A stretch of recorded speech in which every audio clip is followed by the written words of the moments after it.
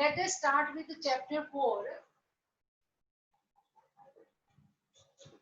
Name of chapter is linear equation in two variable. इस chapter का नाम ही इस चैप्टर के कंसेप्ट तक ले जाएगा हमें।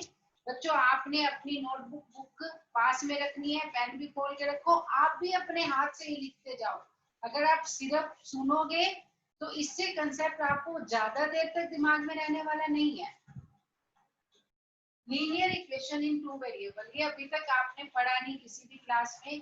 क्या पढ़ा है इससे रिलेटेड? आपने ये पढ़ा 3x - 2 = 7। ये आपके जान पहचान की हैं। आपने 8th में भी पढ़ा, 7th में भी इसे पढ़ा, 4th चैप्टर के नाम से था ये वहां, फिर 8th में भी पढ़ा 2nd चैप्टर के, उससे इनको सॉल्यूशन भी पढ़ा लीनियर इक्वेशन के। These are linear equation in one variable. यहाँ वेरिएबल क्या है? x। 3x - 2 = 7। 3, 2 and 7 are constant. इस तरह इस फॉर्म में जो इक्वेशन होती है इसे हम कहते हैं linear equation in one variable. ये जो है आपकी इस तरह से भी रिप्रेजेंट हो सकती है, ax + b = 0, जनरल फॉर्म है वो इसकी। सेकंड स्टेप आपने सीखा solution of linear equation in one variable. Solution कैसे करते हैं आप इसका?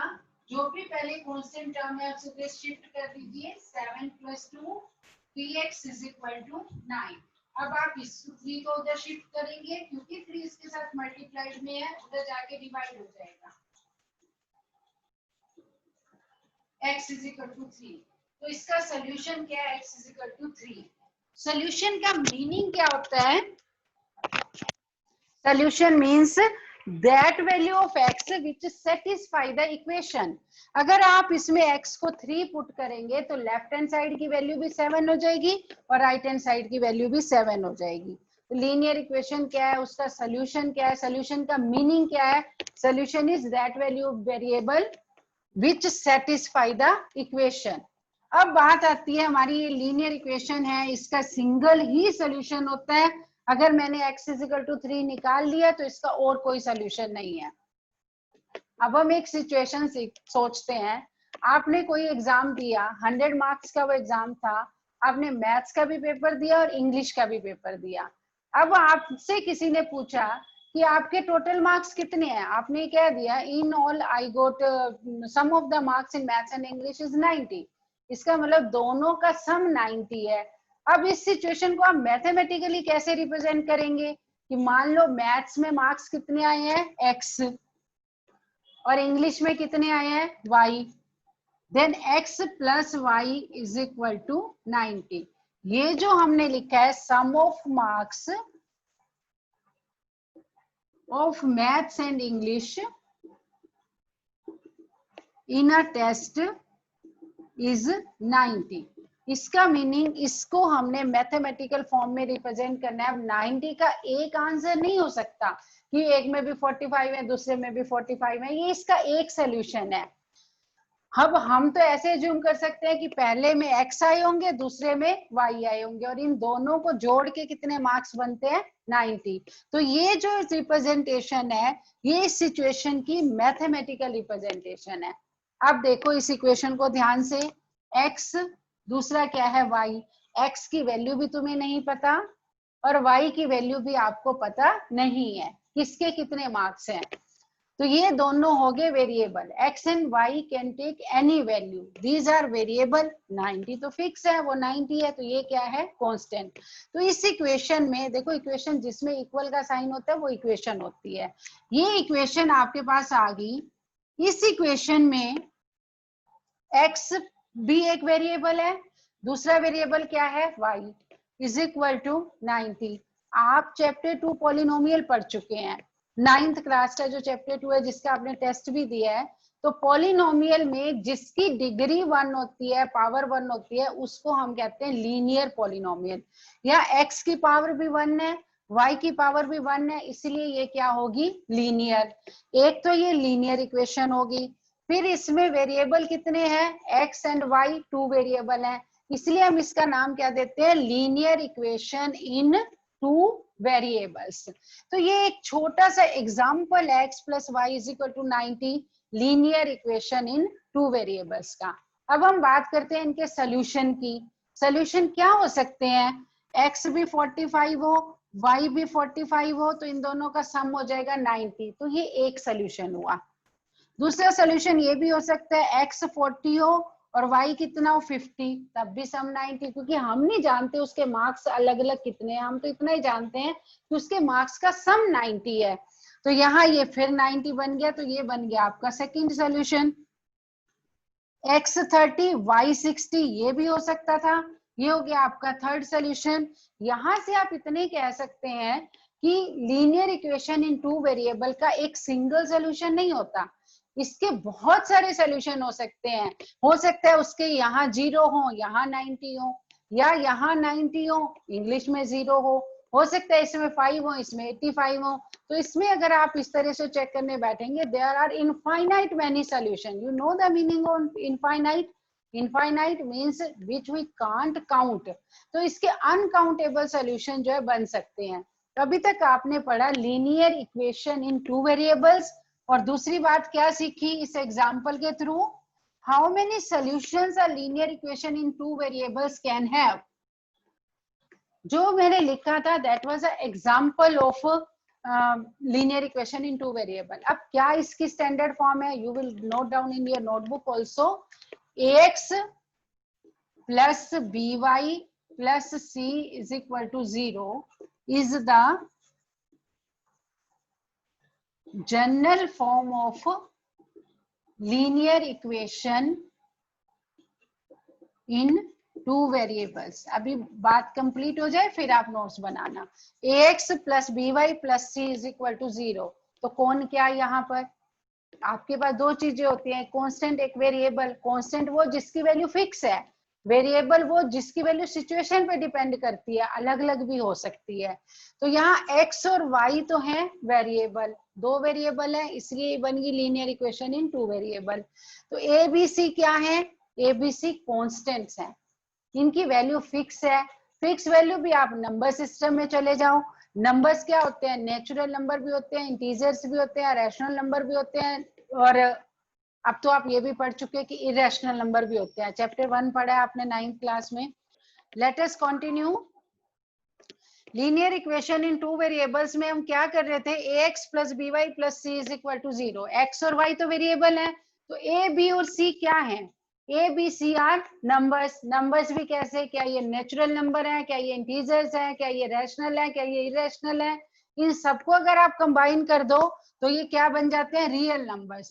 तो आपने यहाँ क्या लिखना है? Where A B and C are real numbers. अब इतने से भी बात नहीं बनेगी, आपको एक और कंडीशन देनी है इसमें कि ए और बी रियल नंबर में तो कोई भी नंबर 0 भी हो सकता है, लेकिन ए और बी दोनों एक साथ 0 नहीं होंगे। Where A and B both are not 0। अगर आपको ये कंसेप्ट अच्छे से समझ में आ जाएगा तो इससे रिलेटेड जितने भी क्वेश्चंस हैं आप बड़ी आसानी से सॉल्व कर पाएंगे। सबसे पहले ये जरूरी होता है कि जो आपको नई चीज बताई जा रही है वो अच्छे से दिमाग में बैठी या नहीं। ax plus by plus c is equal to 0 where x and y are variable, a b c are any real numbers, but a and b बोथ cannot be 0 at the same time. और ये होगी आपकी general form linear equation in two variables की। दूसरा हमने क्या पढ़ा है इसके सॉल्यूशंस के बारे में? It can have infinite many solution. अब जो आपके क्वेश्चन आपके सामने आने वाले हैं वो कैसे आएंगे? ये लिखे हैं आपके सामने एक लीनियर इक्वेशन का example, linear equation in two variable. पहला क्वेश्चन आपका ये बनता है, compare it with general form and tell the value of a B and c. अब आपको इसको इससे कंपेयर करके बताना है ए बी और सी की वैल्यू क्या है। ए क्या है? कोफिशिएंट ऑफ एक्स, बी क्या है? कोफिशिएंट ऑफ वाई, और सी क्या है? आपकी constant term.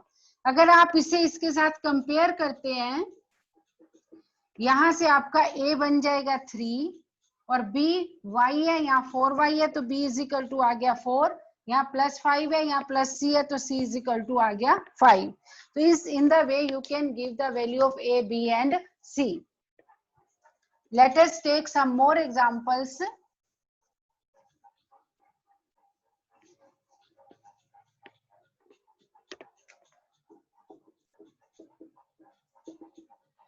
This is also linear equation. Equation में हमारे उधर जो हमने जनरल फॉर्म लिखी थी ax plus B Y plus C is equal to 0, पहले आप इसको उस जनरल फॉर्म में कन्वर्ट कर लीजिए. राइट हैंड साइड 0 होनी चाहिए, तो आप 9 को इधर ले आओ. 3/2x minus 4y minus 9 is equal to 0. अब आपको एबीसी की वैल्यू बतानी है. आप एबीसी की वैल्यू कैसे बताएंगे? कंपेयर करो इसे ax plus B Y plus C is equal to 0 से. x का कोफिशिएंट क्या है यहाँ पर? 3/2, तो a की वैल्यू होगी 3/2. y का कोफिशिएंट है -4, इधर b है तो b की वैल्यू होगी आपकी -4, और c की वैल्यू क्या आ गई आपकी? -9. Let us take one more example. 2x plus 5 is equal to 0. This is linear equation in one variable. आप इसको 2 वेरिएबल में लिखना चाहते हैं तो आप कैसे लिख सकते हैं? सेकेंड वेरिएबल मान लो हमारा y है, हम इसे लिख देते हैं 0 into y plus 5 is equal to 0. 2x plus 0y plus 5 is equal to 0. 0 y मैंने यहाँ इंट्रोड्यूस कर लिया, लेकिन y तो यहाँ था ही नहीं. मैंने इंट्रोड्यूस कैसे किया है? y को 0 से मल्टीप्लाई करके लिखा है. अगर y को हम 0 से मल्टीप्लाई कर रहे हैं तो होल वैल्यू तो 0 बनने वाली है, तो y अपने आप डिसअपियर हो जाएगा. लेकिन मैं यहाँ y की प्रेजेंस चाहती थी, y को कोई वैल्यू मैं अपनी तरफ से दे नहीं सकती, इसलिए मैंने इसे लिख दिया 0 इंटू वाई. अब अगर हम इसे कंपेयर करेंगे ax plus B Y plus C is equal to 0 से, from here a is equal to 2, b is equal to 0, c is equal to 5. I hope कि आपको समझ में आ गया अच्छे से. फिर भी मैं एक क्वेश्चन लिख रही हूं, उसका आंसर आप चैट में लिख के भेज देना जल्दी से कि ए बी सी की वैल्यू क्या होगी. Find the value of a B c. अब आप करना शुरू करो जल्दी से. 7/2x minus 5/3y is equal to 2. Start doing it.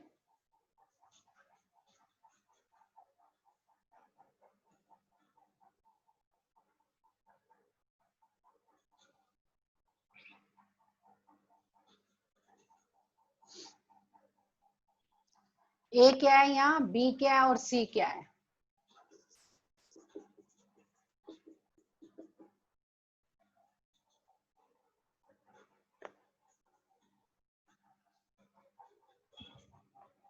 एक आंसर आया है मेरे पास. अंश गुप्ता, अरमान ढूल से, विश्वदीप से. एक आंसर मैं यहाँ से रीड कर देती हूँ. भावेश ने भी दिया अपना आंसर. रिदम, गुड. एवरीवन, आपको एवरीवन को आंसर करने की जरूरत नहीं है. Other student will also come to the know the answer. आपने जब बेटा चैट में जाना है तो चैट टू एवरीवन का ऑप्शन ही सिलेक्ट करना, चैट टू होस्ट का ऑप्शन सिलेक्ट करना है बस. शिवांश का भी आंसर आ गया है. देखो इसमें अभी टाइम कम बचा है तो हम जल्दी से इसका आंसर ले लेते हैं.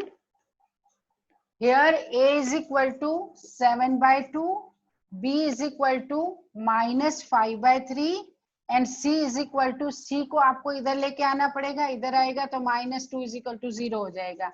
तो c की वैल्यू 2 नहीं है. कुछ बच्चों ने c की वैल्यू 2 लिखी है, c की वैल्यू 2 नहीं है, c की वैल्यू है आपकी -2.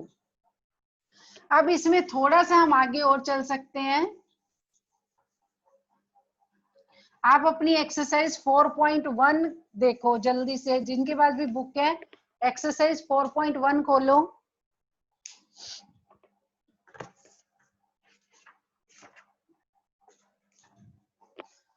फोर 4.1 का सेकंड क्वेश्चन यही है. Express the linear equation in the form of ax plus B Y plus C is equal to 0 and indicate the values of a, b and c in each case.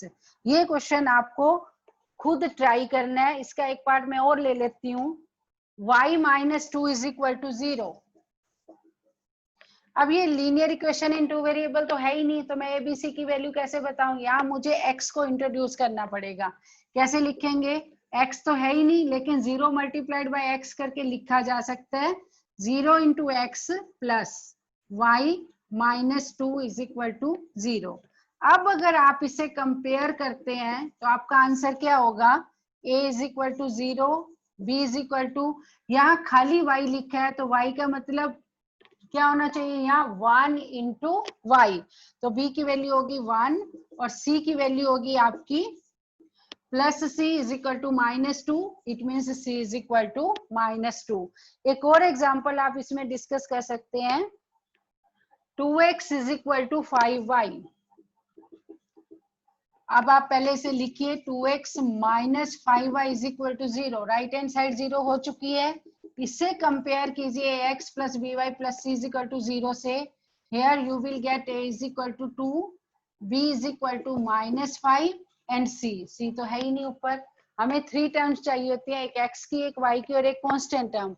जो है ही नहीं उसमें आप क्या कर सकते हो, प्लस 0 करके वो 0 बन जाएगी और c इज इक्वल टू क्या आ गया आपका 0। You will be able to solve the question 2 of this exercise.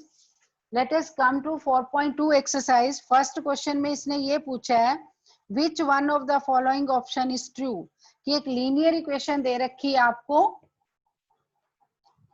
उस लीनियर इक्वेशन में आपको ये बताना है इसका यूनिक सोल्यूशन है या ओनली 2 सोल्यूशन है या इनफाइनाइट मैनी सोल्यूशंस है। ये बात हमने इस चैप्टर के जब आपको समझाए थे सोल्यूशन तो डिस्कस की थी। मैं ये चाहती हूँ कि आप अपने चैट में इसका आंसर लिख के भेजे, क्या होना चाहिए इसका answer, infinite many solution. Ansh Gupta, Govind, Bhavesh, very good. Bhavesh ने क्या लिखा है, 2 questions, okay. Lakshya Paliwal, infinite many solution, very good बेटा। Come to third question, check which of the following are solution and which are not the solution. आप इस तरह के क्वेश्चन को कैसे करेंगे, आपको x और y की वैल्यू दे रखी है, आप इक्वेशन में पुट कर दो, अगर वो वैल्यू उसको सेटिस्फाई करती है, सेटिस्फाई मतलब लेफ्ट हैंड साइड और राइट हैंड साइड सेम हो जाती हैं, तो फिर आप लिख देना यस इट इज सोल्यूशन, नहीं होती then it is not the solution. जैसे हम एक एग्जांपल लें, आपकी इक्वेशन है x minus 2y is equal to 4,